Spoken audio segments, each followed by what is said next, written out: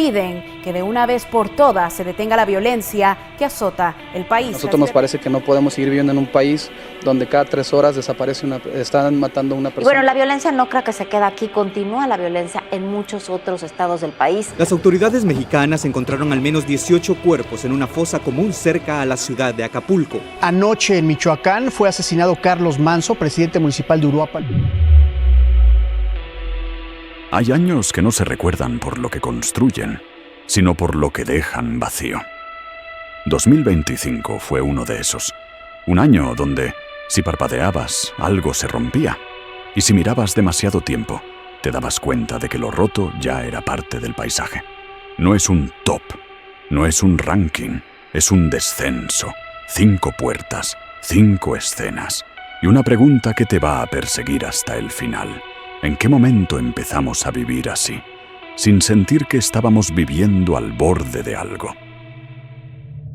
Primera puerta.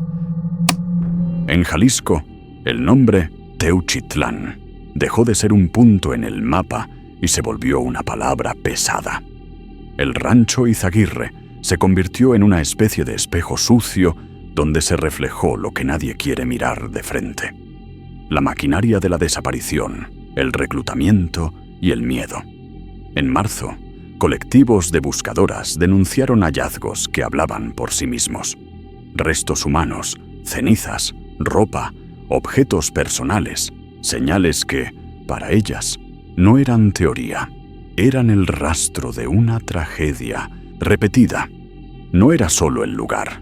Pues dimos porque teníamos varias llamadas anónimas, incluso familiares, que nos acompañaron donde posiblemente pudiera haber estado su hijo, y pues nos encontramos con restos calcinados, restos de cuerpo humano calcinados en fosas. Más, era fosa que fungía como crematorio clandestino, y se tiene que hacer una prospección exhaustiva. Se pide que ingresen los caninos de Protección Civil del Estado, que son los que están certificados para el encuentro de restos humanos y huesos óseos y calcinados. Era lo que el lugar sugería. Jóvenes captados con falsas ofertas, llevados a un punto ciego y, después, convertidos en ausencia.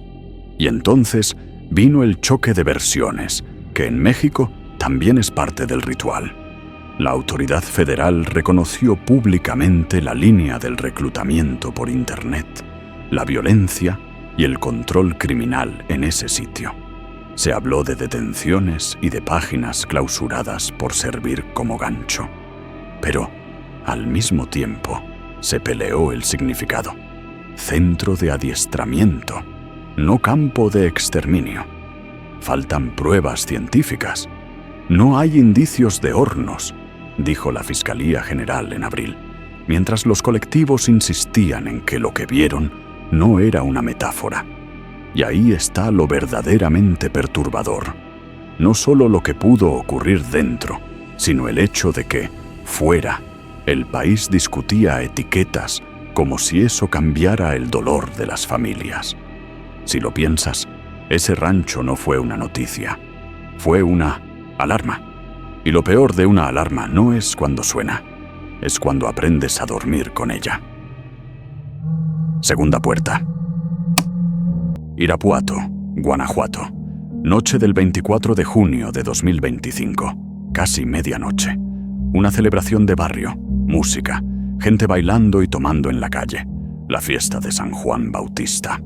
La clase de escena que en cualquier país debería oler a verano, pero que aquí puede transformarse en segundos. Hombres armados llegaron y dispararon contra la multitud. El saldo fue de horror.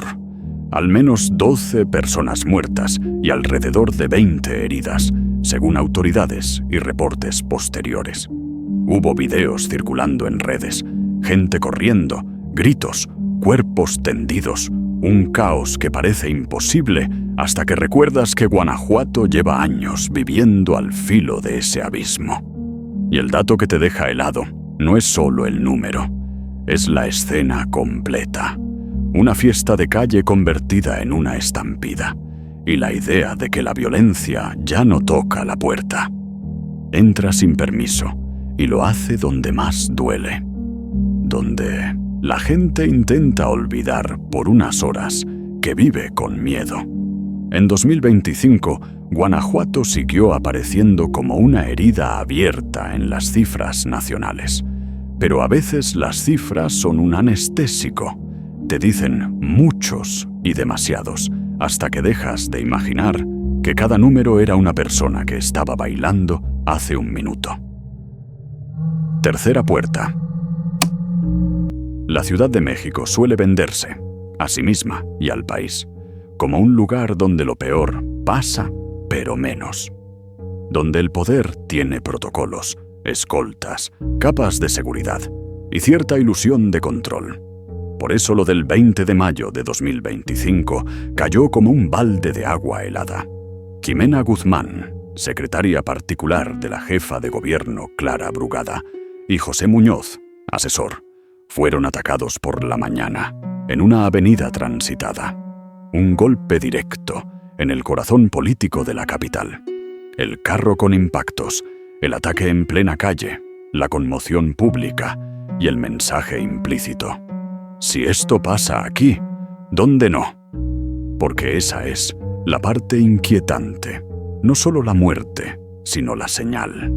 El tipo de ataque que huele a advertencia, a presión, a una manera de decir, podemos tocar a quien queramos. Y la capital, esa ciudad que siempre está corriendo, se quedó un momento sin aire. La presidenta condenó el crimen y prometió investigación. Los análisis apuntaron a un golpe con sello de crimen organizado, aunque el esclarecimiento total, como casi siempre, camina lento. En México hay ataques que matan personas y ataques que matan certezas. Este fue de los segundos. Cuarta puerta. Uruapan, Michoacán. 1 de noviembre de 2025. Día de Muertos. La ciudad encendida de velas, la gente en la plaza, el corazón simbólico del país latiendo en una tradición que se supone sagrada. Recordar a los que se fueron. Y, justo ahí, en un evento público, asesinan al alcalde Carlos Manzo durante la inauguración del Festival de la Vela. La escena fue tan brutal como simbólica. Un funcionario en medio de la multitud, con un esquema de seguridad, según autoridades federales, y aún así lo alcanzan. Como si el crimen eligiera el día y el escenario para gritar, aquí mando yo. Se habló de agresores neutralizados y detenidos. Se habló de videos de vigilancia, de identificación del atacante, de entrevistas a testigos. Pero lo que se quedó pegado en la memoria colectiva es otra cosa. Que lo mataran en una celebración pública, en el momento exacto en que el país mira a la muerte a los ojos. Pero desde el ritual, desde la cultura, desde el recuerdo. Y de pronto, la muerte dejó de ser altar y volvió a ser amenaza. Además, el caso se insertó en un dato escalofriante. En 2025, ya iban varios alcaldes asesinados. Esa frase, ya van tantos, debería ser imposible en una democracia funcional. Quinta puerta. Coahuayana, Michoacán. 6 de diciembre de 2025, 11:40 de la mañana. En pleno centro, sobre la avenida Rayón, un vehículo cargado con explosivos estalla frente a la sede de la policía comunitaria. La palabra coche bomba suena a otros países, a otras guerras, a otros capítulos. Pero ese día se volvió mexicana, cotidiana, real. Murieron al menos 5 personas y hubo heridos. La explosión dañó edificios cercanos, incluso un hospital regional, según reportes. Y lo más perverso de ese tipo de ataque es que no solo mata, también siembra una idea. La idea de que la violencia puede ser espectáculo, de que puede escalar, de que puede convertir una calle en un campo minado emocional. Después, como si la tragedia necesitara un epílogo todavía más tóxico, apareció un video donde un hombre que se identifica como el Mencho se deslinda del atentado y culpa a Juan José Farías, el abuelo. La autenticidad de esos mensajes siempre es parte del debate, pero el efecto es el mismo. Propaganda, confusión, una guerra de narrativas montada encima de muertos reales. Y aquí es donde el descenso llega al punto más oscuro, cuando un país empieza a acostumbrarse a que el terror no es solo balas, sino también explosivos, videos, amenazas y el intento constante de dominar el espacio público con miedo. Entre esas 5 puertas, hubo más escenas que merecerían estar aquí. En octubre, por ejemplo, un caso en Tamaulipas reabrió una herida que nunca cierra.